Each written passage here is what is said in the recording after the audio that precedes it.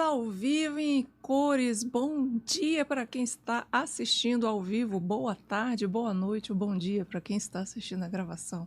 Não é verdade? Olá, gente. Hoje nós começamos com um breve atraso. A culpa é minha mesmo. Porque eu estava fazendo um negócio muito legal, não só para você, mas também para a gente, que eu vou falar ao longo do episódio. Tá bem? Então tá. Vocês estão bem? Você tá bem, Vitor? Quem nos acompanha hoje é o Vitor. Tô bem demais, graças a Deus. E você, como tá? Tô bom também. Bom que dói. Dói tudo, menina, porque eu tô toda... Sou só o suco do ácido lático aqui. Isso que dá, malhar e mudar bem na semana que você tem episódio. Aí você fica todo dolorido. Muito bem. Vamos falar... Hoje é o nosso 5º episódio, gente. Olha que coisa mais linda, mais maravilhosa. E a gente vai falar hoje sobre as perdas, na verdade, as consequências da perda da biodiversidade. Mas, Carol, você não ia falar sobre fogo? Ia, gente. Só que a minha ilustre convidada teve que postergar sua vinda por causa de problemas particulares. Então, eu falei, beleza, então pode deixar que eu assuma aqui essa voz que vos fala. E aí... falar sobre um tema extremamente importante, que é sobre a biodiversidade, que inclusive o professor Jorge trouxe no 2º episódio, né, que a gente às vezes está mais preocupado com as mudanças climáticas do que a perda da biodiversidade. E lógico que ambos são importantes, mas realmente a gente está com uma perda acelerada da biodiversidade, assim, acelerada, e estão falando até que pode ser a 6ª grande extinção em massa que nós estamos começando a perpetuar por aí, não é verdade? Então vamos começar maravilhosamente esse episódio cataclísmico, né? Que mais um episódio com a cara de cataclismo. É isso, gente. Não trago boas notícias, mas tudo bem. Nem tudo são flores nesse podcast, não é verdade? Então vamos lá. Você está disposto? Está disposta hoje? Pois põe-se, meu bem, porque está começando mais um Ambienta. Sua nova fonte de informação, discussão, inspiração sobre tudo que envolve o meio ambiente e as atualidades que moldam o nosso planeta. Se você gosta de assistir National Geographic, Animal Planet, no Discovery Channel, ou aquelas séries de Nosso Planeta no Netflix, o David Attenborough, que eu nunca sei falar o sobrenome dele, que é maravilhoso, completou 98 anos esse ano passado, não sei. Então, esse episódio é para você, porque a gente vai falar sobre biodiversidade e a gente vai falar as consequências da perda da biodiversidade. Eu vou trazer fatos, eu vou trazer dados, coisas importantes, bibliografias. E a gente está chegando realmente os cientistas acham que a gente está chegando perto aí de uma 6ª extinção em massa, né, dessa nova era aí, que falam que é o antropoceno, que a gente está mudando todo esse rolê e por causa disso, várias espécies estão se extinguindo no nosso planeta e a gente tem que entender quais são as consequências disso. Obviamente, não só em termos ecossistêmicos, mas também quais são os impactos disso na nossa vida, no nosso dia a dia, no hoje. O que vai acontecer hoje? O que pode acontecer amanhã, num breve momento? Então, é isso que eu vou falar hoje. Então, a gente vai explorar os impactos sobre o ecossistema, a gente vai explorar um pouco sobre segurança alimentar, porque sim, se você achou que a biodiversidade não tinha nada a ver com aquilo que você come, que você põe no prato, pois tem e muito. E a gente vai falar sobre isso hoje. A gente vai falar sobre serviços ecossistêmicos, que eu adoro, porque é o meu tema principal de pesquisa e de conhecimento.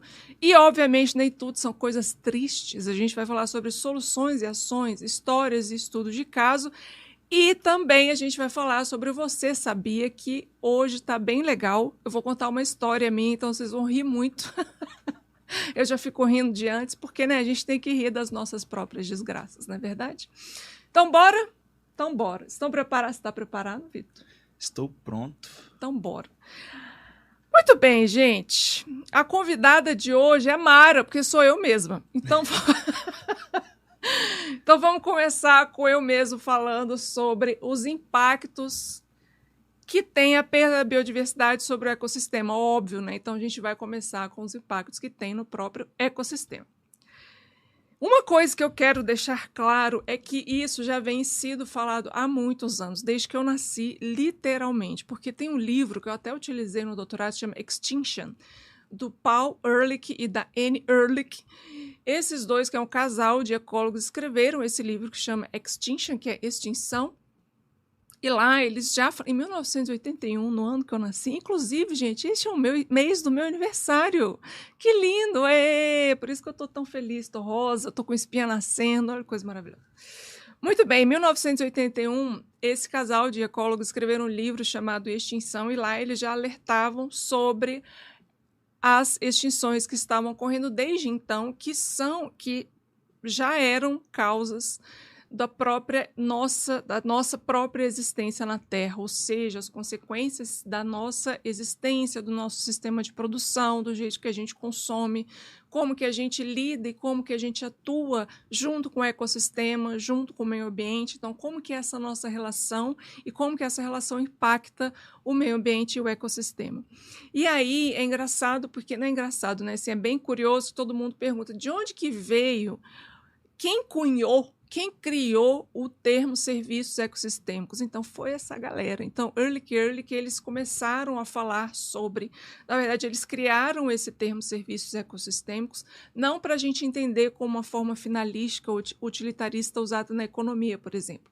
Eles cunharam esse termo justamente para alertar nós todos, né, réis mortais, que não têm tanto conhecimento assim de biologia e de ecologia e da relação do ecossistema, para alertar essas pessoas da importância que o ecossistema tem em nossas vidas, falando que os ecossistemas provêm serviços. E aí eles falaram de uma maneira mais geral, eles falaram da questão da água, da questão do ar puro, né? A gente tem ar puro por quê? Porque as plantas fazem fotossíntese. Eles fazem fotossíntese só porque a gente está aqui? Não, a gente aproveita algo que já existe no ecossistema. É aquilo que eu falei lá no episódio 2, junto com o professor Jorge, e até eu falei um pouco também no episódio passado, episódio 4, com o Marcos, que a gente tem os serviços ecossistêmicos que estão aí para todo mundo aproveitar, não só a gente, mas todos os seres vivos que existem nesse planeta, né? Inclusive outros animais, plantas, fungos e etc., bactérias, enfim. Então, a gente, como está aqui, a gente acaba aproveitando também. Então, para a gente entender a importância, tudo que o ecossistema faz, vamos dizer assim, ou seja, de tudo que o ecossistema faz para a nossa vida, os dois ecólogos cunharam esse termo, serviços ecossistêmicos, para a gente se apropriar desse termo como conhecimento e também para a gente entender a importância dele. Por quê? Por causa das extinções que eles estavam alertando no livro, que se tivesse muita extinções de espécies-chave, espécies guarda-chuva, e eu vou explicar um pouco sobre isso já, dentro do ecossistema, a gente ia perder e muito coisas valiosas para a nossa própria existência. Então, era isso que eles estavam alertando no ano que eu nasci, 1981. Aí eu já estou falando a minha idade, né? Eu aceito presentes, tá, gente? Pix. Presentes em forma de Pix, e já eu vou falar isso. Enfim, então, desde 1981, essa galera começou a falar isso. Mas só agora que eles falaram isso? Não. Desde a década, gente, sei lá, de 30, já tinha ecólogos alertando, até economistas ecológicos, né, que tem a diferença de economia ecológica e economia ambiental. Eu fiz um vídeo no YouTube sobre isso, depois entra no meu canal, que está lá no meu Instagram, @CarolTBernardo. Então, assim, os economistas ecológicos já falavam isso antes. A Rachel Carson escreveu Primavera Silenciosa na década de 60, justamente alertando sobre os impactos das nossas produções, das nossas ações, das nossas atividades sobre o meio ambiente, né? E como isso agrava não só o meio ambiente, mas volta para a gente, como doenças, como problemas respiratórios, como até cânceres e etc., porque a gente coloca resíduos nos rios, no ar, e a gente acaba respirando ou comendo isso de alguma forma, entra no nosso sistema e a gente acaba se prejudicando pelas nossas próprias ações, né? Então, querendo ou não, é a gente que está fazendo uma grande merda nesse planeta. Bom, então, se a gente falar sobre extinção, por exemplo, qual é o impacto, então, da perda da biodiversidade? Vamos entrar no primeiro tópico aí, da perda da biodiversidade sobre os ecossistemas. A primeira é a extinção das espécies, né? Então, claro que tem consequências profundas, inclusive este livro fala sobre isso, e não só esse livro, vários livros também mais recentes. Por quê? Porque cada espécie tem uma função específica ali dentro dessa grande rede intricada que tem de relações entre espécies dentro de um ecossistema. Então, assim, a cadeia alimentar é uma delas, não é a única. Existem outros tipos de relações, mutualismo, comensalismo, competição, predação, porque se um acaba, gera um efeito dominó em todas as outras, pode chegar na gente também. Então, por exemplo, a gente às vezes esquece que para a produção de alimentos, já eu vou falar sobre alimentos, a gente tem polinizadores, as abelhinhas, tem besouros que também são polinizadores, tem borboletas que são polinizadores, tem morcegos que são polinizadores, e essa eu tenho certeza, eu nem sabia que tinha morcego que é polinizador, você sabia? Essa eu não sabia, não. Tem morcego que é polinizador, que tem plantas que abrem as flores à noite, os morceguinhos vão lá e chupam o néctar e fica com os pelos da cara, assim. Você acha que o morcego só chupa sangue? Nada! Os morcegos que chupam sangue são os vampiros. Aquele que você vê nos filmes, Drácula, não é verdade? Não, mentira, não é daquele jeito, né, gente? Não, o morceguinho não vira um vampiro humano que fica purpurinado no sol. Veja bem. Qual filme que é esse? Não vou falar porque eu não vi, então é isso. Eu vi só algumas cenas desse filme. Mas, enfim, a gente tem uma ampla gama de morcego. Inclusive, eu vou trazer uma pessoa, provavelmente em agosto, para falar só de morcegos. Especialista em morcego? Especialista em morcego. Porque eu acho que a gente precisa... Como se chama a pessoa que é especialista em morcego? Morcególogo, tô brincando. Não, eles são mastozoologistas, né? Porque eles entendem da fauna, zoólogo, né? Estuda a fauna, e masto é porque estuda os mamíferos, porque o morcego é um mamífero. Tem mamas. Você sabia? Você sabia do nada, no meio da coisa que depois eu vou trazer quando ele vier Você Sabia de Morcego. Mas você sabia que as mamas das morcegas ficam embaixo das axilas? E eu já fiz uma saída de campo com um morcego em que eu peguei uma morceguinha amamentando. Tipo, o morceguinho ficou assim na transversal porque ele estava mamando. Aí a gente pegou, abriu assim as asas, aí o bichinho estava aqui. E ela provavelmente desesperada, né? Porque imagina, eu pegar assim, olha aqui que legal, morceguinho. Vocês vão mexer no meu filho? Eu vou mexer no meu filho. Ah, mas tão fofo, é uma fofa. Então, voltando ao assunto, os morcegos também são polinizadores, porque eles vão lá, comem o néctar, são os chamados nectarívoros, ou seja, eles comem o néctar, nectarívoros, né? A gente tem os frugívoros, que eles comem as frutas, os morcegos também. A gente tem os vampiros, que chupam sangue, mas não é do ser humano, pelo amor de Deus, para! Não vai entrar um morcego na sua casa à noite, lá na jugular. Não, por favor, você está vendo filme demais. E a gente tem os morcegos que são de outro tipo, que são onívoros, que eles comem tanto animais. Tem os carnívoros, que comem pequenos animais também, que comem insetos. Tem os onívoros, que podem comer tanto onívoros, né? Tudo, de um tudo, que nem a gente é onívoro, a gente come de um tudo, né? Até bosta a gente come. Então, assim... não igual os besouros rola bosta. Mas, assim, tem os morcegos que comem frutas e tal, mas às vezes precisam de mais proteína no corpo e acabam comendo uns animaizinhos, uns insetinhos ali. Mas tem morcegos que também são polinizadores, porque daí eles vão e aí fica com todo aqui o pólen aqui na barbicha, aqui, ó, nos pelinhos, e aí vão e outra flor de outra plantinha vai lá e acaba polinizando essa plantinha. Então é assim que acontece a polinização. E assim também que acontece a variabilidade genética entre plantas. Por quê? Porque um bichinho vai lá numa planta, pega lá o pólen, come, o pólen fica tudo grudado, porque mesmo insetos têm umas micropelinhos que ficam aqui. As abelhas, por exemplo, você vê, tem umas abelhas bem cabeludas, né? Assim, aquelas bumblebee, tem as cabeludas. Mas tem onde você fala, nossa, nem tem tanto cabelo, mas tem, gente. São os microcabelinhos, microcerdas, que acaba que no aparelho bucal fica ali o pólen, e quando ela for em outra planta, de um outro lugar, beijar ali a flor, ou seja, ter o néctar para o seu próprio alimento, acaba polinizando a outra plantinha. Isso é importante por quê? Porque é assim que acontece a variabilidade genética, o cruzamento entre as plantas. E assim que a gente tem também uma ampla diversidade de alimentos. Então, para que a gente tenha uma ampla diversidade de alimentos, precisa haver polinização. Para ter polinização, a gente precisa de polinizadores. E o que está acontecendo? A gente está perdendo os polinizadores. Por vários motivos, seja queimada, mas o principal motivo é Uso de agrotóxicos, aê, a gente está muito bem, parabéns, Brasil. Muito bem, então a perda de polinizadores como as abelhas, que são um dos principais polinizadores, mas como eu falei, não são os únicos, pode afetar plantas que dependem dela para reprodução, levando à redução da flora local, ou seja, da parte vegetativa, da floresta, dos vegetais, ervas, arbustos local. Então, se a gente perder polinizadores, diminuir a população dos polinizadores, o que vai acontecer com as plantas? Pode diminuir a população das plantas. Lembra que eu falei que é uma rede intrincada, que a perda de uma espécie acontece um cataclismo, assim, ou seja, tipo um efeito dominó? É exatamente isso. Né? Então, estudos mostram, né, um estudo da FAO de 2018, a FAO é aquela agência da ONU para a agricultura e já esqueci, mas é isso.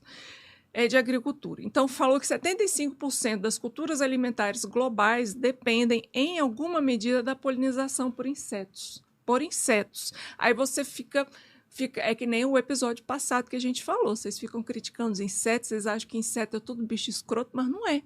São extremamente importantes. Além disso, a gente tem não só a perda de polinizadores, que a gente fala assim, besta, parece que esse animal aqui, ó, que nem... Pois é importante, mas a gente também tem a perda de grandes mamíferos, grandes predadores, que são cabeça-chave, que a gente fala que são espécies guarda-chuva. Por quê? Porque a perda de grandes predadores, como, por exemplo, onça-pintada, eu ia falar assim, lobo-guará, só que lobo-guará não é predador, bichinho come planta, gente. Ele é tão fofinho, ele é tão esquisitinho, mas ele é tão fofinho. Mas, assim, a perda de grandes predadores, onça-pintada, onça parda, fora daqui a gente tem, né, tigre, etc., leão, hienas, né, na África.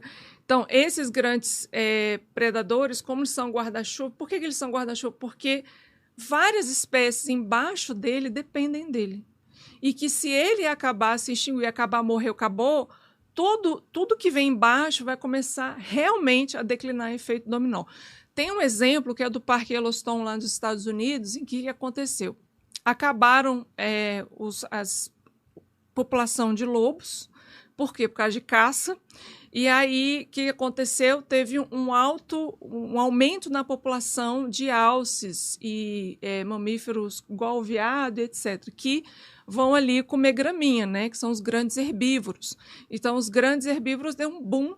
E aí, o que aconteceu? Dizimou o parque, assim, ficou praticamente desértico, porque aumentou a população de alce, né, e de outros grandes herbívoros, e aí acabou com toda a grama, etc., e quase entrou em processo de desertificação.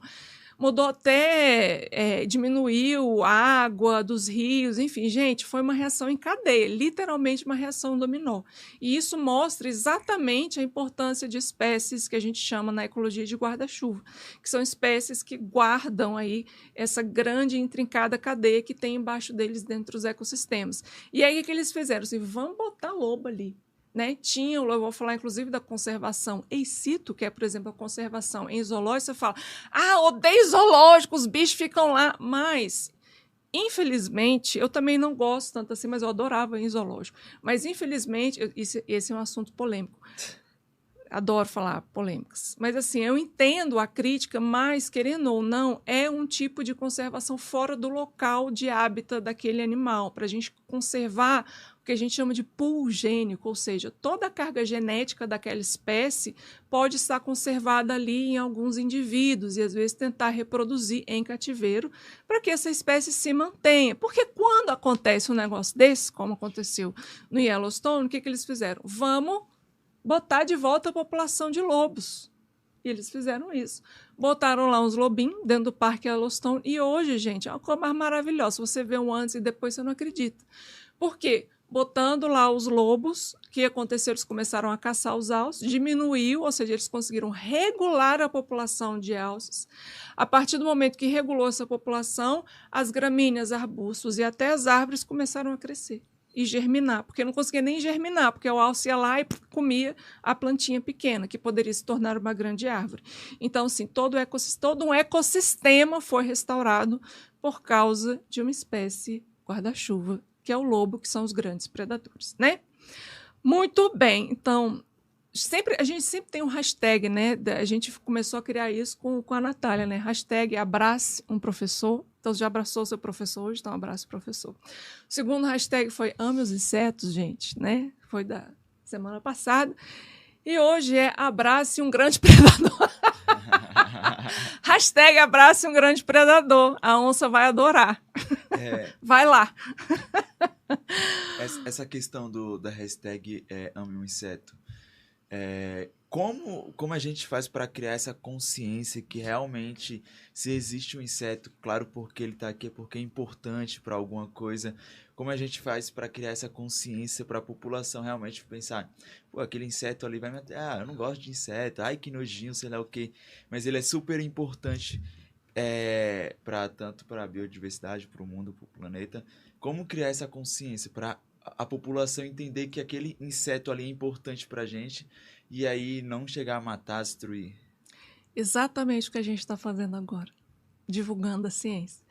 Mas eu vou dar um outro exemplo, que eu tenho certeza que você já fez isso, e muita gente faz isso, e eu falo, não faça, porque você está fazendo um desserviço para você mesmo. Você já viu aquelas aranhas que ficam no canto assim da casa, que constroem umas teias? Uhum. Ali, ou às vezes umas pequenininhas com os olhão, assim, que a gente chama de saltícides, elas saltam, saltícides porque elas saltam, né? Da família saltícides porque elas saltam.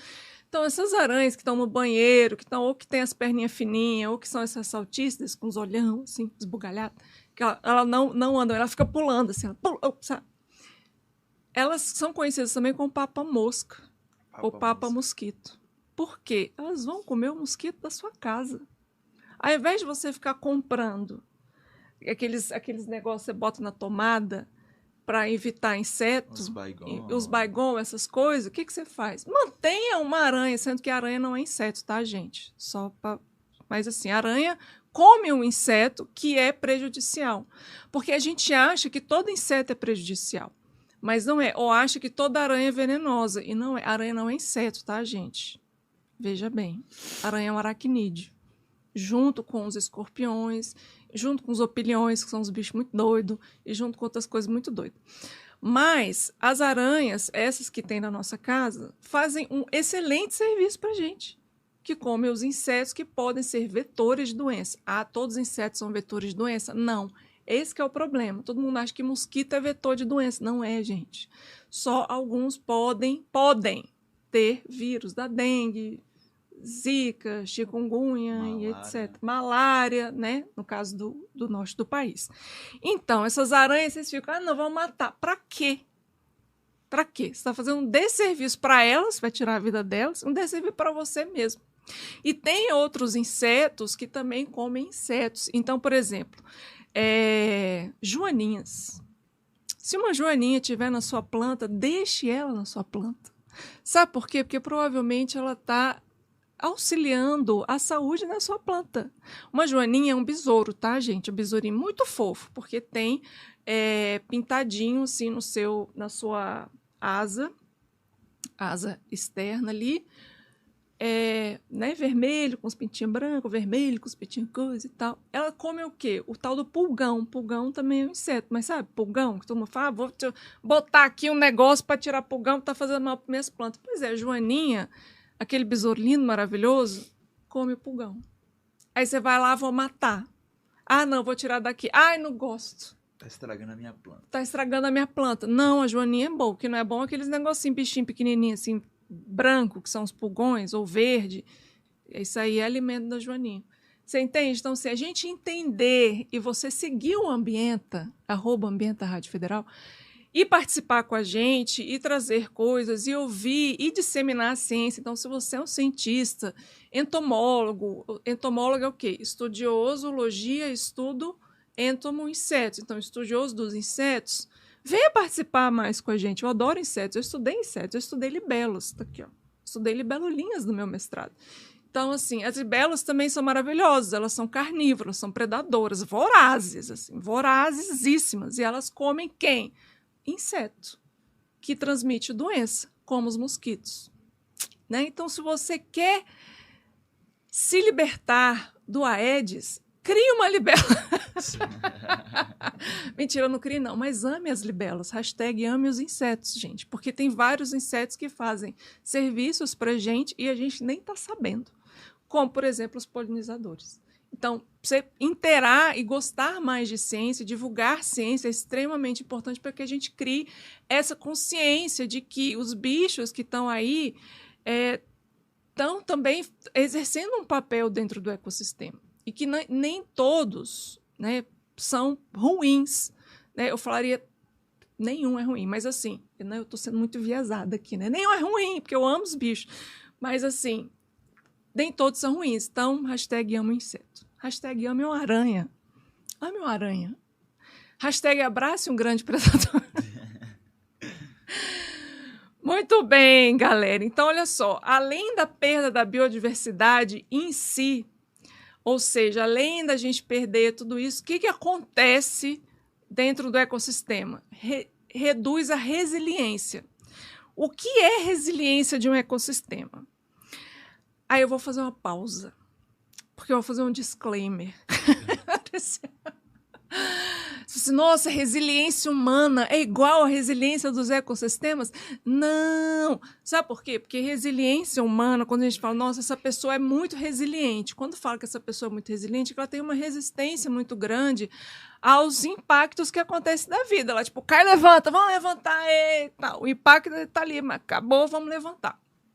Quando a gente fala de resiliência do ecossistema, a gente está falando que é uma capacidade do ecossistema se recuperar de uma perturbação que acabou. Exemplo, Serra Pelada. Você não vai lembrar se você nasceu no final dos anos 90, início dos anos 2000, tipo o Vitor aqui. Você não vai saber o que é serra, mas pesquisa no Google, Serra Pelada. Serra Pelada era um lugar onde tinha mineração de ouro, né? Devastou o lugar, acabou, assim, detonou, fizeram um buraco, tá velho, cavado e detonou a biodiversidade, acabou. Parou a mineração, parou a extração de ouro e tal, etc. E o que está acontecendo com o ecossistema? Ele está se restaurando naturalmente. Isso é resiliência. A capacidade que um ecossistema tem de se restaurar sozinho, né? Ali, quando uma grande perturbação termina. Então, acabou a perturbação, não estou mais perturbando mais, o ecossistema vai lá e se regenera, tá bom? Mas tem um ponto em que, se ultrapassar esse ponto, a probabilidade desse ecossistema se regenerar vai diminuindo. Esse ponto é o que todo mundo está falando por causa das mudanças climáticas, chama tipping point. Quando chega nesse ponto, né, esqueci a tradução do tipping point, eu vou até botar aqui no Google. Mas quando chega nesse ponto, o que acontece com o ecossistema? Ele vai começar a entrar em um processo de desertificação. Quando o ecossistema está entrando num processo de desertificação, meu irmão, o custo que você precisa investir nesse ecossistema, seja para melhoramento de solo, você vai ter que colocar toda uma microbiota no solo ali para regenerar o solo, para depois você conseguir plantar alguma coisa, esse negócio vingar, ou seja, você vai ter um custo muito alto para restaurar o ecossistema quando já ultrapassou esse ponto em que não há mais a capacidade de restaurar sozinho. Então, resiliência é a capacidade de um ecossistema de se restaurar e se restabelecer sozinho depois de uma perturbação. Mas tem um ponto em que, se a gente ultrapassar esse ponto, ou seja, esse ponto de perturbação, essa perturbação continuar por muitos e muitos e muitos anos, a probabilidade dele se regenerar, uma vez que essa perturbação pare, vai diminuindo a cada ano.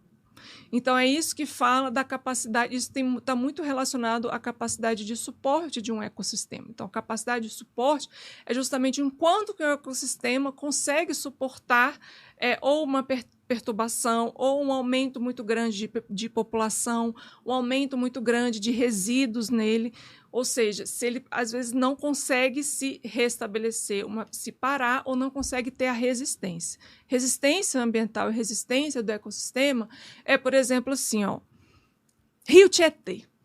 Vamos dar um exemplo prático aqui. Rio Tietê, o que acontece com o Rio Tietê? Rio Tietê praticamente morreu. Não tinha mais vida, não tinha nem bactéria ali. Mentira, tinha bactéria que consumia carga orgânica que era anaeróbica, ou seja, não consumia nem oxigênio, ela simplesmente não tinha mais oxigênio na água por causa de tanta substância orgânica que está ali, tanto resíduo que está ali, que acabou com a vida. Ou seja, eles achavam que, mesmo que eles continuassem colocando resíduos ali, o rio ia continuar de boa. O rio ia continuar depurando os resíduos, ia continuar ele mesmo lidando ali com os resíduos. Isso seria uma capacidade de resistência do ecossistema aquático, por exemplo. Só que não é bem assim. Chega a um ponto que o ecossistema não aguenta, que é tanto impacto, que nem ele mesmo consegue depurar e se autorrestabelecer ou se adaptar, porque sim, o ecossistema é algo dinâmico, se adaptar a essa capacidade de resíduo, de impacto negativo que está acontecendo ali. Então, se você continuar e não der tempo para ele ter essa resistência de, beleza, eu tenho esse grande impacto de matéria orgânica, deixa eu me readaptar aqui, eu vou aumentar essas bactérias aqui, essa população aqui vai morrer um pouco, mas daqui a pouco a gente entra num outro equilíbrio, não aquele de antes, mas a gente entra num outro equilíbrio, porque é um processo dinâmico, mas continua sendo um rio com vida. Está num novo equilíbrio, está com um pouquinho menos qualidade, mas continua com vida. Isso aconteceu com o Tietê durante alguns anos, ele ainda tinha vida. Acho que hoje eles estão tentando restaurar o ecossistema aquático do Rio Tietê, principalmente ali na parte da foz, né, que passa justamente pela cidade de São Paulo. Então, ele ainda botava mais, o rio atingia um novo estágio de equilíbrio, com esse nova dinâmica do ecossistema, perdia outras populações, novas populações subiam aqui, que eram mais comedoras de resíduo orgânico, então aumentava o número de bactérias aqui, diminuía outros ali, outros fungos que eram bons, saiu, então, mas atingiu um novo equilíbrio, resistência ecossistêmica. Agora, você está batendo tanto que acaba que vai morrer. Aí só tem o quê? Bactéria anaeróbia ali, comendo o resíduo e acabou, não tem nem oxigênio. Então, acabou. Eles estão tentando o quê? Restaurar o Rio Tietê. Restaurar o Tietê tem custo, alto custo. Por quê? Porque já provavelmente ultrapassou a sua capacidade de suporte, eles estão tendo que botar lá várias coisas químicas e biológicas para que tente restaurar o próprio ecossistema. Nossa, eu falei um bando de conceito aqui. Você entendeu? Ficou claro? Ficou claro. Ah, gente, que lindo, adoro. Muito bem, então, se a gente tem alta biodiversidade, seja número de espécies ou mesmo abundância de espécies, quantidade de indivíduos, e riqueza é número de espécies, quantidade de espécies diferentes, mas principalmente a riqueza. A gente tem muita riqueza, a gente tem uma alta resiliência. Por quê? Porque daí a gente passa a diminuir a dependência de certas cadeias tróficas, de certas relações ecossistêmicas ali dentro.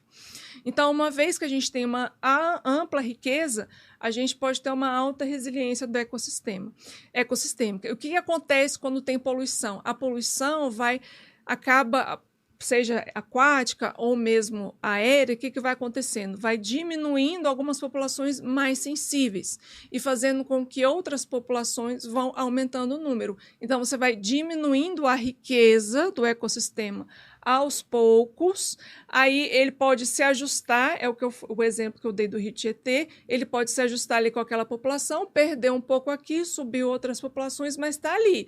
Mas diminuiu a riqueza, diminui a resiliência. Ou seja, se parasse os resíduos orgânicos, a poluição no Rio Tietê, por exemplo, num tempo ele poderia se restaurar naturalmente? Poderia. Porque ele ainda ia ter resiliência, ele ainda ia ter um número lá de bicho ali, de bicho, bactéria, fungo, planta, tal, que poderia se restabelecer. Mas como o impacto foi tão longo, e ao longo de muitos anos, sem dar tempo para o próprio ecossistema respirar, deu no que deu. É que nem MMA. Você gosta de assistir MMA? Não é Ministério do Meio Ambiente, gente. MMA é aquele Marshall Pickles Arts. Eu não sei o que é o M. Qual que é o M? Marshall... É da luta mesmo? É. Ah, eu não faço ideia. Faço a menor ideia. Eu só gosto de futebol. Que bom. Que bom não, coitado. Que tristeza. Então, se você assiste MMA, é a mesma coisa, gente. É como se a pessoa ali fosse um ecossistema. Se a pessoa continua batendo, chega uma hora e ele consegue voltar? Consegue voltar. Ele estava igual antes? Não estava igual antes. Mas ele consegue voltar? Consegue voltar. Dá umas porradas ali, aí recebe uma, cai. Aí volta e tal. Aí daqui a pouco ele cai e pronto, acabou a luta. Ele não levanta mais. Não é assim? Verdade. É igualzinho, gente, o ecossistema. É igualzinho. Como se nosso mesmo corpo a gente fosse um ecossistema só. É muito doido, né? Que analogia maravilhosa, gente. É isso. O que está acontecendo no cerrado, então? A diversidade de plantas, a gente sabe que é extremamente essencial para o solo do cerrado. Por quê? Porque as raízes das grandes árvores do cerrado são extremamente profundas. Na verdade, não precisa ser só das grandes árvores, até de ervas e arbustos, são bem profundas. E qual que é a importância disso, gente? Elas pegam a água lá do fundo, e não só pegam a água lá do fundo, mas que também elas conseguem abrir espaço para, quando cair uma chuva, absorver a chuva no solo, ter buraquinhos para a água entrar. Não é lindo? É lindo. E aí, com a perda das espécies vegetais, por exemplo, do cerrado, a gente pode comprometer esses processos. E aí, o que a gente produz no cerrado? O que a gente produz aqui? No cerrado? Tipo de biodiversidade? Não, de produção agrícola. Soja. Se a gente diminui a biodiversidade de plantas no cerrado, vai ter uma hora que a produtividade agrícola vai ir para o saco, por causa da saúde do solo. E a gente esquece isso. Não sei, eu acho que a galera do Agropop esquece que a produtividade agrícola e a própria estabilidade do ecossistema e até essa relação entre florestas que ainda se mantêm em pé no cerrado e a produtividade agrícola vai para o saco se a gente diminuir o número de espécies vegetais, né? Aí a gente se lasca, porque nem comida a gente vai ter, não é verdade? Que bonito, ótimo. Né? Que bonito, Brasil, parabéns. Mas isso é porque...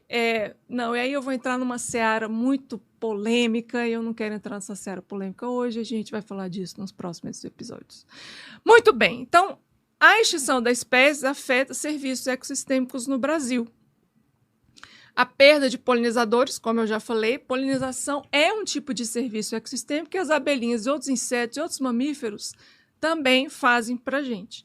Se a gente perde, pode afetar negativamente a produção de alimentos. Estima-se que em torno de 30% da produção agrícola brasileira, 30%, dependa da polinização por insetos. E aí a gente bota nas culturas, monoculturas, o solo se empobrece, a gente enche de agrotóxico, perde os polinizadores e em breve a gente fica sem alimentos. Muito bem, gente.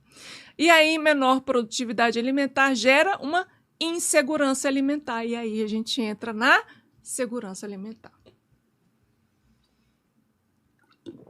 Mas eu falei muito, gente. Eu queria lembrar para você que se você não segue a gente ainda, siga a gente, @Ambienta Rádio Federal no Instagram, siga Ambienta Rádio Federal ou @Ambienta Rádio Federal, @Rádio Federal ou @Rádio_Federal, tudo no Instagram. Se você quiser entrar em contato comigo, que você fala, Carol, eu quero anunciar um negócio, eu quero patrocinar este lindo podcast, só entrar em contato comigo no @Ambienta Rádio Federal ou no @Carol T. Bernardo, ou você pode mandar um e-mail para portalfederal@gmail.com ou contato@radiofederal.com.br. Beleza? E, gente, eu tenho uma notícia maravilhosa. Por que o programa atrasou? Por causa do trânsito? Porque a Carol é muito lenta? Porque a Carol tem TDAH? Talvez, gente, vou fazer o teste. Por que a Carol isso, Carol aquilo? Não, gente, eu estava fazendo um negócio maravilhoso para vocês. Tá? Porque eu queria lançar em julho. Eu falei, eu preciso lançar em julho, porque julho é o mês do meu aniversário. Julho é o mês do Julho Sem Plástico. Eu vou falar isso já já. E também, julho, a gente começa com a nossa campanha no Apoia-se, gente. Olha que maravilha. Agora você pode contribuir mensalmente para que este podcast fique em pé. Ou seja, você pode ir lá no www.apoia.se, ou seja, SASE.ambienta. Ai, que lindo! Você entra no site do Apoia-se. Você pode colocar só no Google, Apoia-se, Ambienta. Provavelmente já vai rolar.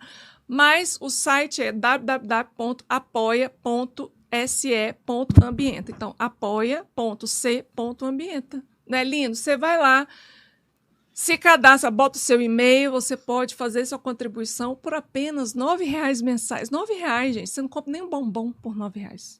Nem um bombom. Se você tem uma balinha por R$9, você compra mais. E aí, você pode auxiliar a gente. E o que eu vou ganhar com isso, Carol, se eu auxiliar vocês? Vocês vão ganhar newsletter, 2 newsletters por mês. O que é um newsletter, Carol? É um boletim de notícias. Eu vou compilar tudo que eu falo aqui, inclusive as besteiras. Mentira. Não, vou sim, porque tem que ser divertido. Eu vou compilar tudo que eu falo aqui de todos os programas que tiver no mês e vou mandar para vocês com figurinha, com foto, com vídeo, com parará, com especificação, espécie tal, ecossistema tal, referência bibliográfica, porque trabalhamos com fatos e dados por aqui, isso aqui é ciência. Então, você vai receber isso no seu e-mail 2 vezes por mês, tá? Quinzenal. E você vai poder conversar comigo depois do episódio no grupo do WhatsApp ou na comunidade do WhatsApp do ambiente. Não é lindo, gente? Não é lindo? Show, hein? Show, não é? Eu acho que você deveria apoiar, hein?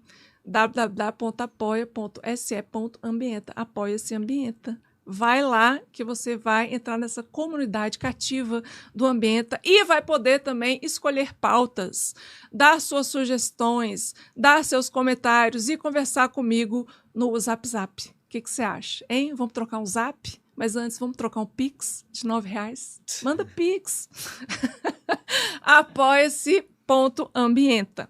Muito bem, continuando aqui depois dessa pausa, a gente vai falar de segurança alimentar, porque a perda da biodiversidade pode causar uma perda de produção de alimentos. Por quê? Porque diminui polinizadores, diminui produção de alimentos, diminui flora, diminui espécies vegetais, diminui saúde do solo. E aí todo mundo perde. A perda da biodiversidade agrícola, por exemplo, pode levar a uma maior vulnerabilidade das culturas, né? Ou seja, a gente perder grandes culturas. Gente, tem um exemplo do século XIX, tá? A gente poderia aprender com os erros do passado, né? Para continuar cometendo erros do futuro. Mentira. Não, vamos aprender os erros do passado para não cometer mais erros do futuro. A falta da diversidade genética no cultivo de batatas na Irlanda, no século XIX, gente, resultou na grande fome, onde um patógeno, algo que causa uma doença, na própria planta da batata, devastou as colheitas de batata e levou à morte de aproximadamente 1 milhão de pessoas.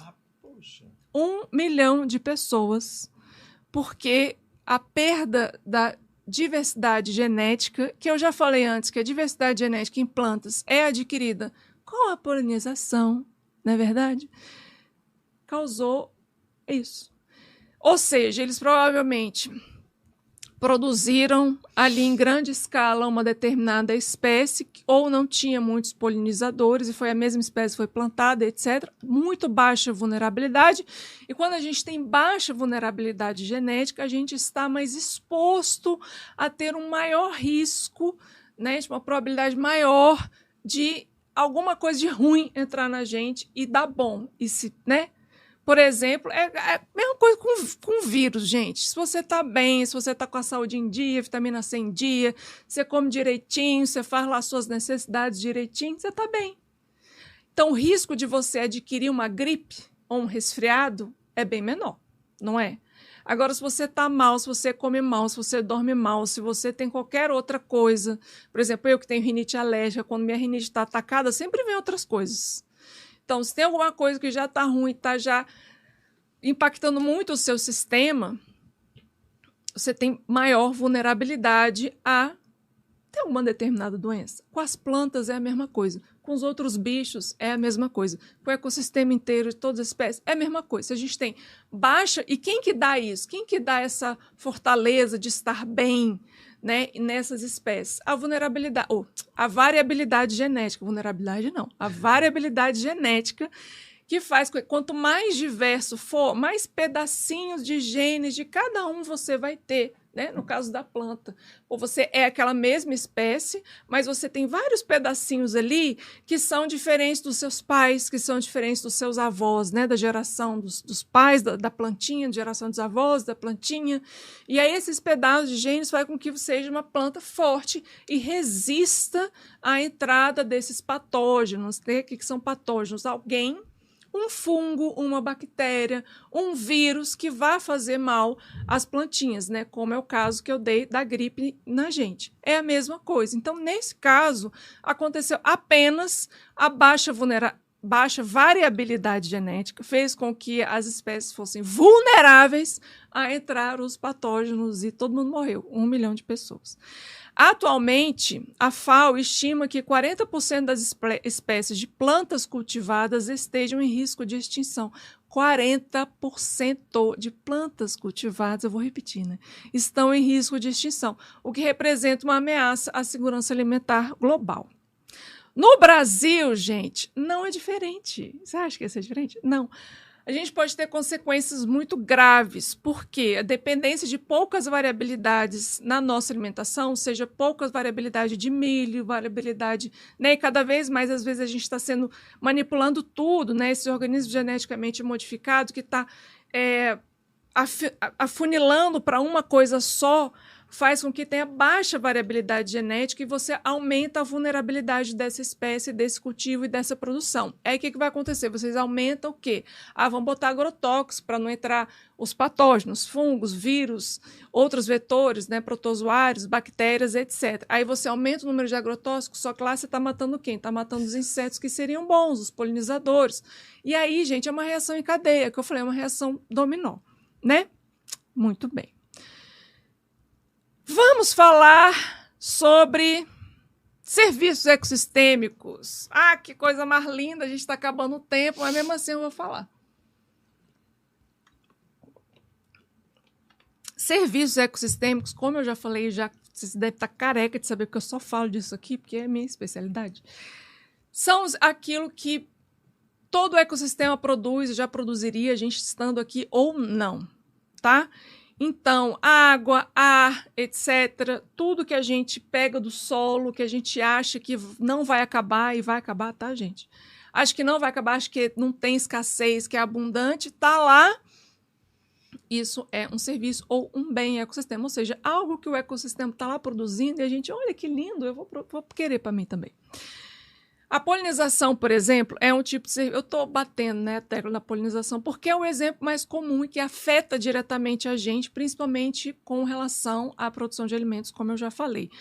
Então, a polinização por insetos, por exemplo, contribui com mais de 24 bilhões de dólares por ano para a agricultura dos Estados Unidos, tá? E a perda de florestas diminui a purificação de árvores, purificação de águas. Gente, eu estou errando tudo hoje, gente. Estou ficando doida. É porque tu começa com A. A perda de florestas diminui a absorção de água no solo. A perda de florestas do cerrado diminui a absorção desta mesma água no solo. E a gente precisa da água no cerrado. Como a gente está sentindo agora, a seca está monstra, né? Já teve dias de 20% de umidade de ar. Imagina, 20% de umidade de ar. Né? Além disso, aqui é o berço das águas. Eu peguei aqui, ó. O Cerrado abriga 3 principais bacias hidrográficas do país. 3 apenas. Rio do Prata, que vai lá para o sul. Rio São Francisco, que vai ali um pouco para o nordeste. E boa parte da bacia amazônica, que vai para o norte.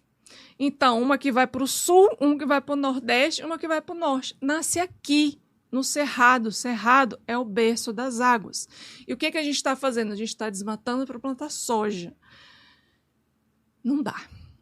Preciso falar disso. Porque, assim, a soja não é só para a nossa alimentação. A soja é para a alimentação do gado. A soja é para exportação. Porque o Brasil, além de ser um país de uma grande biodiversidade, se não a maior biodiversidade, uma das maiores biodiversidades do mundo, porque dentro do nosso país a gente tem 6 biomas diferentes. E o que são biomas? São ecossistemas com características muito similares. Tipo de solo, pH do solo, clima, umidade, tudo isso e, obviamente, fitofisionomia de planta, ou seja, tipo de planta, característica de planta e de bicho que existe ali, caracterizam um determinado bioma. Então, nós temos 6 biomas no Brasil: Amazônia, Caatinga, Cerrado, Pantanal, Pampas, Mata Atlântica. Pampas é no sul do Brasil. É uma planície brasileira que está presente numa zona temperada, de clima não é mais tropical, é uma zona... É lindo lá. Eu fui lá, fiz estágio no sul do Brasil, nos Pampas. É tipo uma grande... É como se fosse um grande pasto, mas não é pasto. Para as capivaras, por exemplo. Mas tem boi lá também. Mas lá é muito rico, porque tem muitas espécies de aves e passarinhos. As espécies migratórias vão ali. Eu fui justamente fazer um estágio de espécies migratórias lá nos Pampas. Tem muitas capivaras. Tem o ratão do banhado, lá é chamado banhado porque é uma planície. Então, quando chove muito, enche e fica banhadão, assim, parece um lago. E quando fica na seca, é pasto. E aí, quando enche, fica banhado. Aí você anda de barco, assim. É muito doido, é muito legal, assim. E é muito rico, é um ambiente muito rico. E aí, se a gente perde... Isso que acontece, a gente perde as planícies ali do banhado, as vegetação do banhado, o que acontece? A gente tem enchente no sul do Brasil, né, gente? Que engraçado. Quase não tem. Se a gente perde o manguezal, que é um típico, digamos, aí, da zona costeira que está ligado à Mata Atlântica, a gente também está muito mais vulnerável a enchentes. Então, o manguezal, por exemplo, faz um grande serviço para a gente, que é a proteção contra as enchentes, contra essa alteração que a gente tem nos oceanos aí. Né? E o cerrado, purificação da água. Aqui, nossa, Carol, mas é seco pra caramba. Pois é seco pra caramba, mas as raízes, te falei, as raízes são profundas. E quem alimenta as principais bacias hidrográficas do Brasil é o Cerrado. Bacia do Prata, Bacia do São Francisco, Bacia Amazônica. É o Cerrado, nasce aqui. Então, a gente tem que plantar mais árvores. Hashtag plante uma árvore hoje. Né? É isso. Vai ser hashtag, que é muito melhor do que abrace um grande mamífero, porque vocês não vão querer abraçar um grande mamífero, não é verdade? Então, plante uma árvore no Cerrado. Hashtag plante uma árvore, por favor. Carol, tudo é triste. Você está falando só coisa ruim, que a gente vai perder tal coisa, vai perder, né? Hoje eu tô bem. E aí, será que tem solução? O que você acha, gente? Manda pra gente seu comentário. Quero saber. Tem solução e eu vou dar algumas. Já falei de uma delas, que é a conservação ex situ, ou seja, conservação de espécies importantes para o ecossistema. E como que a gente sabe disso? Com pesquisas, gente. A gente sabe com pesquisas científicas. Então, apoie um cientista, tá? Por isso que me apoia, eu sou um cientista, www.apoia.se.ambiente. Bom, ex situ é fora do ecossistema. Então, a gente pega plantas, faz banco de sementes, a gente pode fazer banco de sementes das espécies principais, características daquele ecossistema. A gente pode preservar animais e populações em zoológicos. Eu sei que você pode não gostar, mas, querendo ou não, é uma estratégia de conservação. Também os jardins botânicos, também é uma forma de conservação de espécies de planta, né? É muito legal. Visite o Jardim Botânico daqui, é muito bacana. Onde é que tem um Jardim Botânico aqui? O Jardim Botânico aqui fica ali perto da QI 23 do Lago Sul. Então, você subindo ali, o Jardim Botânico, você tem que pagar para entrar. Não lembro, mas acho que não sei se é R$6 ou se já aumentou. Mas você pode fazer trilha. Tem trilha que você pode fazer trilha de bicicleta. Tem um lugar lá, tem um restaurante muito legal que você pode tomar café embaixo das árvores. Gente, é muito legal o Jardim Botânico. Vá no Jardim Botânico de Brasília. Eu acho que eles têm uma página, coloca Jardim Botânico de Brasília, e lá vai ter todas as informações e fica no Lago Sul, ali perto da QI 23. Que também é um tipo de estratégia de conservação de espécies da flora, né? E vocês também podem promover práticas sustentáveis, como, por exemplo, a agroecologia. A agroecologia, você tem... Quando você faz a agroecologia, que é você plantar junto aí com eu ia falar as florestas, né? As plantas vegetais típicas de um determinado bioma, tipo, junto com o cerrado, você vai plantar ali algo que você vai coletar, tipo, mamão, junto com uma espécie, um buriti, enfim, você vai plantando ali, isso é uma agroecologia, que você vai aumentar a resiliência do ecossistema e você também pode ter uma rotação de culturas, né, que você pode fazer uma diversidade aí de paisagens no seu território, né? Tem também políticas, obviamente, estimular políticas que incentivam a restauração de hábitats degradados, tá? Pode ajudar a recuperar toda a biodiversidade que foi perdida ali, como eu falei, a restauração em ambientes degradados pode acontecer de maneira natural ou não natural, ou seja, a gente vai lá e planta e começa a plantar e etc.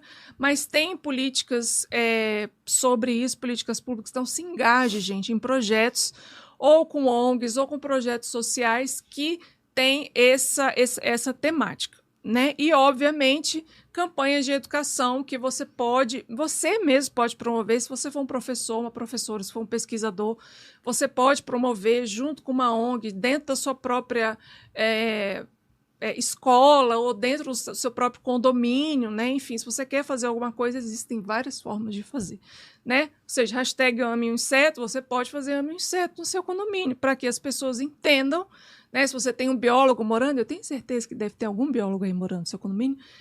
Se tem um biólogo aí morando ou não, escreva pra gente, Carol, quero, vamos conversar que a gente faz aí o negócio acontecer, né? E como é que isso acontece na prática? No Brasil, a gente tem algo que chama de apicultura sustentável. O que é apicultura? Apicultura é a criação de abelhas. Gente, está muito seco. Meu Deus do céu. Bom, a apicultura sustentável tem sido promovida em várias regiões para melhorar a polinização e aumentar a produção de colheitas, como eu já falei, a gente já cansou de falar aqui da importância da polinização e dos insetos. Um exemplo é comunidades rurais do Nordeste, a introdução de abelhas nativas, provavelmente sem ferrão, tem proporcionado segurança alimentar e renda nacional para os agricultores e apicultores. Programas como o da Fundação do Banco do Brasil têm capacitado agricultores a manejar colônias de abelhas e integrar técnicas de polinização em suas práticas agrícolas. Não é lindo? Bonito. Isso é bonito. Isso é um programa lá no Nordeste, em que junta as duas coisas, inserção de espécies nativas, polinizadoras, nativas, sem ferrão, cria as abelhas e também ajuda nas práticas agrícolas, porque essa galera aqui, os polinizadores, vão trazer variabilidade genética para a agricultura. É lindo. No Pantanal, que está acabando em fogo atualmente, então, por favor, entre nos sites e ONGs e Instagrams da galera do Pantanal. Depois eu posto na newsletter, se você assinar, colocar toda essa listagem, porque eu tenho isso comigo, eu só esqueci de trazer. Assine o nosso programa que você vai receber a newsletter com todas as informações. Mas no Pantanal, que está pegando fogo, tem um programa também de conservação focado na proteção de espécies-chave, que são espécies que, uma vez que você retira essa espécie do ecossistema, tudo desmorona, inclusive a gente. Como a ariranha e a onça-pintada. A ariranha é um mamífero tão bonitinho, mas que se você demole, ela pode te comer. Mas engraçado que no Pantanal eu nadei no rio com ariranha. E com jacaré. E com piranha. Os três juntos ali, vivendo, felizes. Sem contar também que eu já nadei alguns rios lá em Natal, lá no Nordeste, lá onde eu morava, que tinha umas espécies de... Eu falo assim, ó, se o ecossistema tá bem e tá equilibrado e eles têm comida...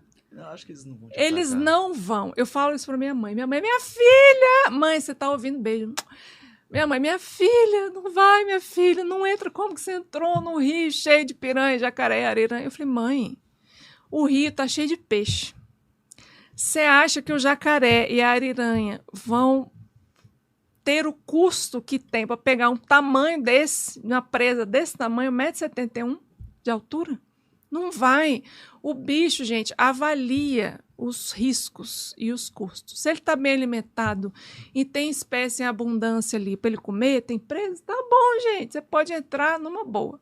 Agora, também não vai ser tinhoso e ficar enchendo a porra do saco do jacaré. Ei, jacaré, não sei o quê. Aí você vai levar uma mordida de graça, tá? Não é isso que eu tô falando. Isso que eu ia falar, também não vai encher o saco do cara. Se o cara tá em paz, tá quieto... Deixa o bicho lá e fica na sua também. Até porque ele tá num ambiente dele, né? Você que é o intruso. Exatamente. Porque muita gente acha que a gente é a espécie mais evoluída. Não é, gente. A gente só chegou por último na escala evolutiva. A gente é o novinho do rolê. Sabe o novinho do rolê que não sabe nada? Então, a gente é o novinho do rolê. Então, na natureza, quando você for pro meio ambiente, haja-se como se fosse a novinha ou o novinho do rolê. Você tem muito a aprender, porque o jacaré está ali, ó, muitos milhões de anos antes de você. E ele está muito mais adaptado àquele ambiente do que você. Então, largue de ser, né? Enfim. Não atrapalhe os animais no meio ambiente e no hábitat deles. Quem vai perder é você, eu tenho certeza. Então, é por isso que eu entrei. Porque eu falei assim, gente, tá tudo bem, a gente se revistava, eu estava no curso de campo do Pantanal, a gente se revistava para ver se ninguém tinha machucado, né? Porque não pode estar sangrando. Se você entrar com algum machucado que seja sangrando, aí o risco da piranha vir e morder você é quase 100%, né? A probabilidade dela vir e morder você é 100%. Então, não entre no rio com piranha que você esteja com algum machucado. Eu, por exemplo, estou com um corte aqui, se eu entrar, já era. Porque ela sente, ela tem sensores químicos para sentir o cheiro da hemácia, que é a célula de sangue. Então, né, gente, por favor. Então, eu entrei e foi de boa, foi uma maravilha. Pantanal é lindo, gente, proteja o Pantanal. Então, eles têm o programa de proteção das espécies chaves, que é aquilo que eu falei, que são os predadores, grandes predadores, onça-pintada e ariranha. Ariranha, sim, é predador, que são vitais para a manutenção de toda a saúde, toda essa cadeia do ecossistema, né? Então, a conservação deles não é bom só para o ecossistema, mas também para a visitação e turismo. Então, eles acabam recebendo renda, porque tem muita gente que vai para o Pantanal para ver onça-pintada, para ver sussuarana, mas principalmente onça-pintada. Sussuarana é a nossa puma. É aquela onça que não tem cor. A gente pode chamar de puma ou pode chamar... Eu esqueci o nome, gente. Porque tem a puma com color e tem a puma... Vou botar aqui, sussuarana. Mas, na verdade, ela é uma onça pintada, né? Não. Não? Não. A onça parda. Ah, gente, ela é tão fofinha. É a onça parda mesmo. Puma com colo. É ela mesma. Eu tô falando dela e nem sabia. É a puma com colo, que chama puma ou puma brasileira ou onça parda ou sussuarana. Mas, normalmente, o que a galera mais paga para ir pro Pantanal é para ver onça pintada. Inclusive, um amigo meu, ele era guia turístico do Pantanal, ele estava fazendo mestrado e a gente se encontrou nesse curso de campo e ele estava contando lá como é que é. Assim. Ele era um dos guias que ia fazer esses passeios com os turistas para ver a onça pintada. Carol, você viu a onça pintada? Não, mas eu tenho certeza que ela viu a gente. A gente viu ouviu à noite, quando a gente estava no alojamento, uma onça arranhar Elas fazem isso, né, para afiar as unhas e cortar as unhas na madeira, assim, da árvore.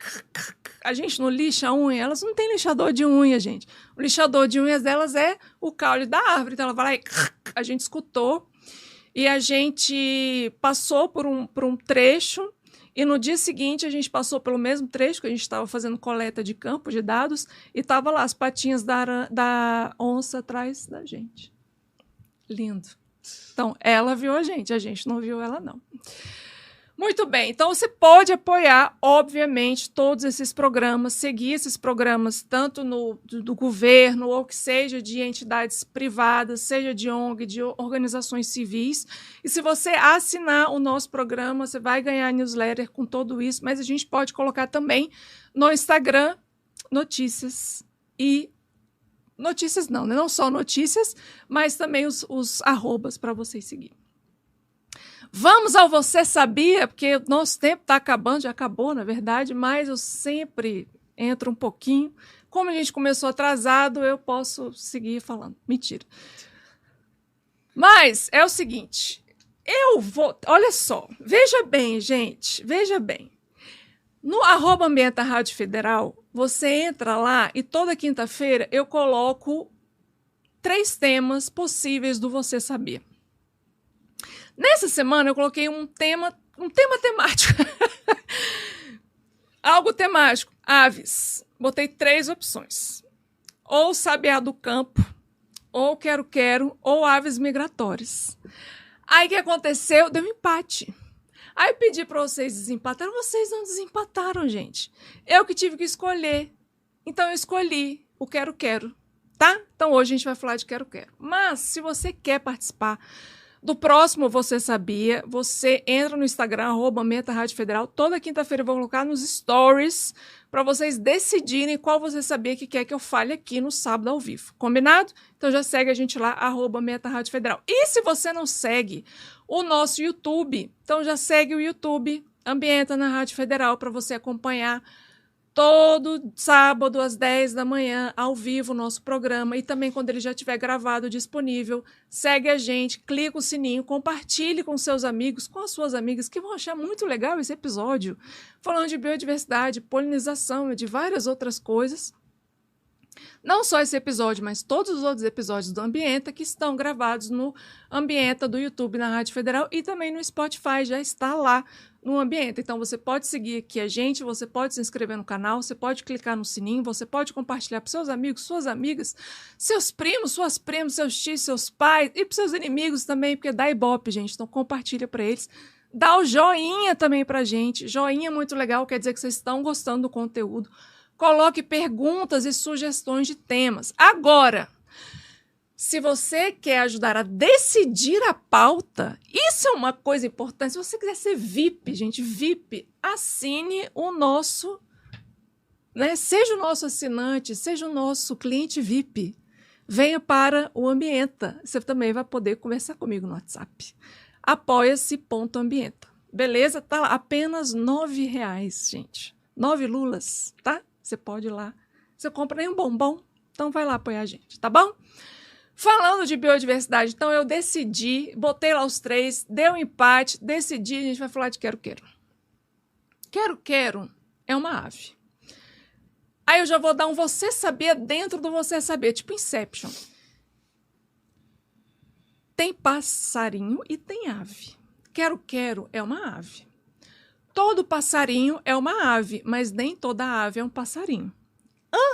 Isso significa que, dentro do grande grupo das aves, nós temos uma pequenina parcela, mas que é muito abundante e rica, inclusive, da ordem Passeriformes. Então, os passarinhos são só a galera que está na ordem Passeriformes. Todo o resto do grupo é ave. Então, os passarinhos é só a galera Passeriformes. Todo o resto é aves. Passarinho é muito típico, assim. Parece o canarinho, é o passarinho.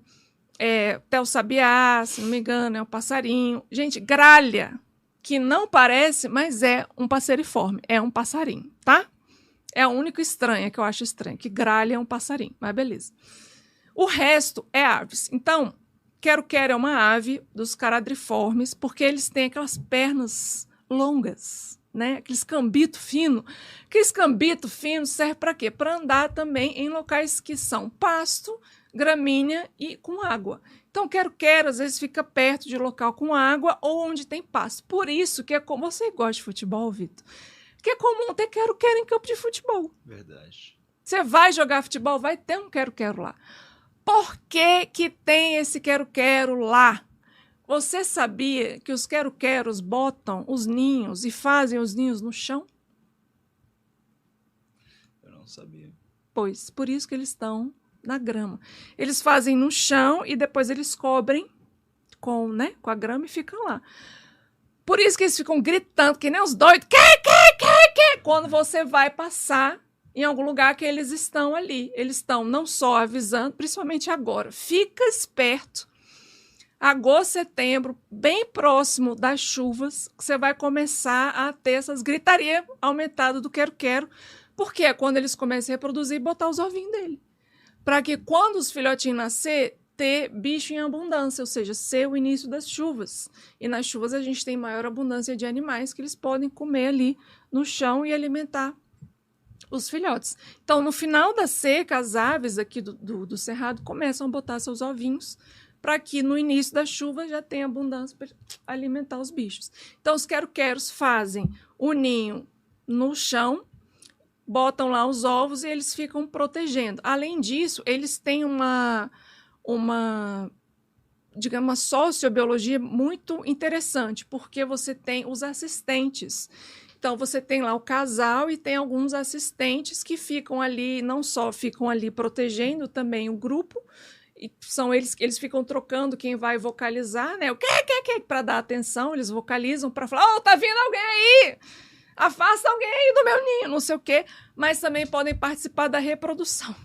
Então, poucas aves são monogâmicas. Pouquíssimas e raríssimas aves são monogâmicas. Cai o mundo de vocês? Pois é, não é interessante? É interessante. Eu vou falar mais disso nos próximos episódios. Eu adoro falar sobre putaria, sexo dos animais, tá, gente? Não. É porque eu estudei isso, eu estudei sistema de acasalamento. Então, assim, é bem interessante, porque são poucas e raras as aves que são monogâmicas. Pinguins são aves? São, gente, são aves que não voam, nada. E eles é um caso de monogamia, mas a grande maioria não é, tá? Então, olha só. Eu tenho eu gosto carinhosamente de chamar os quero-quero de capiroto. Porque eles têm os olhos vermelhos. Deve ser vermelho, sangue de raiva para seguir você. Além dele fazer os ninhos no solo, você sabia que eles têm um esporão embaixo das asas, bem aqui nas axilas? Não. Pois é, ele pode realmente machucar você. Se você estiver chegando perto do ninho, eles vêm dar um rasante com a asa aberta. Para quê? Para passar aquele esporão na sua cabeça, para te machucar e para fazer você fugir de perto do ninho, porque eles estão protegendo a prole ali. Eu tenho uma história ótima. Lembra que eu falei que eu fiz o estágio de aves migratórias no sul do Brasil, nos Pampas? Pampa, gente, pasto. Imagina o tanto de quero-quero que tem lá. É muito quero-quero. E não é só quero-quero. Tem os parentes do quero-quero também que fazem um barulho muito parecido, que eles são muito fofinhos também. Tem os cambitos finos igual. E a capirota igual, porque tem o olho vermelho igual. E aí, a Ju, inclusive a Ju vai vir no programa, ela que me deu o estágio, beijo, Ju. Ela vai vir no programa que vem, falar de aves migratórias. Inclusive, gente, não perca o programa que vem, tá incrível. Gente, eu tava lá, Carol, vai lá nesse caminho que eu vou aqui para esse outro caminho. Aí eu fui lá ver se tinha bicho lá, que a gente estava acompanhando uma população específica de ave migratória, que chama maçarico acanelado. Acanelado porque ele tem uma tonalidade de canela, né? Ele tem umas patinhas finas, amarela, linda, mas a gente vai mostrar fotinhos dele no próximo programa. Vai lá ver que eu vou por aqui. Vai lá ver se você consegue ver alguém que tem anilha, né? Porque a gente identifica as aves com as anilhas nas patas, né? Tipo um anelzinho, um anel na pata. Como a gente tem esse anel no dedo, a gente bota um anel na pata. Tá, fui lá. Gente, era muito quero-quero. Era muito quero-quero. Eu não sei quantos quero-quero tinham. E eu fui lá, né? E daqui a pouco eu só escutei uma cambada de quero-quero atrás de mim. Que? E dando rasante, gente. E eu com a minha pochete, assim, correndo. Chega uma hora que eu trampecei e plá! Dei de cara com a lama, porque é um alagado. Tipo, é como se fosse um pântano. Aí eu correndo, os quero-quero. Parece aquela cena de filme que o cara vai correr e tem um leão atrás dele, o cara vai correr, aí ele cai assim, e aí começa a se esfregar assim no chão. Era eu fugindo dos quero-quero, gente. Você tem noção disso? Ainda bem que não gravaram, porque se fosse na época de hoje, iam gravar e ia botar, né, aqui. Mas não é. Pois é, gente, eu tive essa excelente e aterrorizante história. Não sofri, os quero-queros não me pegaram, porque eu consegui fugir deles. Depois eu saí, depois de cair e ficar toda lamaçada, assim, toda essa parte lamaçada, eu consegui levantar e sair correndo e foi ótimo. Beleza? Dúvidas? Tem algum? Gente, não vou conseguir falar sobre as coisas que eu queria falar, mas depois a gente fala. Eu só queria que vocês soubessem que estamos em julho e tem a campanha do Julho Sem Plástico. Então, se você puder, ao máximo, diminuir o consumo de plástico, que, consequentemente, pode ir para o meio ambiente, pode prejudicar a fauna e a flora, inclusive a fauna, e que também é um dos fatores de perda de biodiversidade, especialmente marinha e de aves, que acabam comendo coisas achando que era comida. Então, Julho Sem Plástico, hashtag Julho Sem Plástico, eu vou colocar nessa semana lá no @Ambienta Rádio Federal mais informações sobre isso. E temos alguma pergunta, Vitor? Não, tem pessoas assistindo, mas ninguém deixou perguntas. Ai, gente. Eu quero perguntas. Próxima vez, quero perguntas, tá? Então, eu vou encerrando por aqui. Peço muitas desculpas pelo atraso de hoje, mas foi por uma boa causa que é para fazer e construir o Apoia-se para você poder apoiar e estar mais perto comigo e receber os boletins informativos quinzenalmente no seu e-mail. Agradeço ao Vitor, que estava aí operando as máquinas. Muito obrigada, Vitor, e por sua participação. De nada. Muito obrigada à Rádio Federal por produzir esse podcast e apoiar a minha ideia de ter um podcast especificamente falando de meio ambiente. Muito obrigada a você, ouvinte, que está aí, ou que assistiu, ou que vai assistir, ou que vai ouvir. Um beijo para vocês e até o próximo sábado.